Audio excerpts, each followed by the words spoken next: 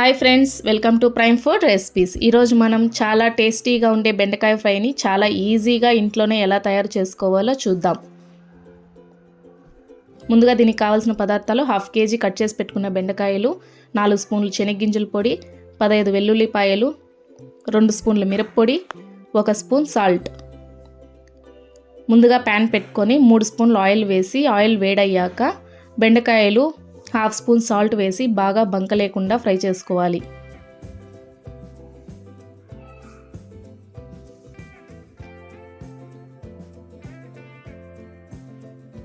తరువాత 2 స్పూన్ల మిరప్పొడి, దంచి పెట్టుకున్న వెల్లుల్లిపాయలు వేసి ఫ్రై చేసుకోవాలి.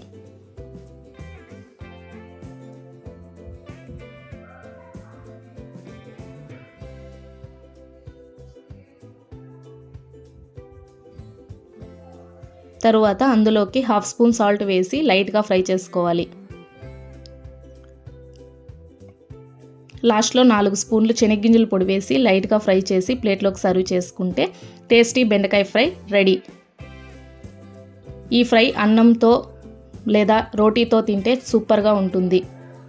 వీడియో నచ్చితే లైక్, షేర్, సబ్స్క్రైబ్ చేసుకోండి. ఇంకో రుచికరమైన రెసిపీతో మళ్ళీ కలుద్దాం. Thanks for watching.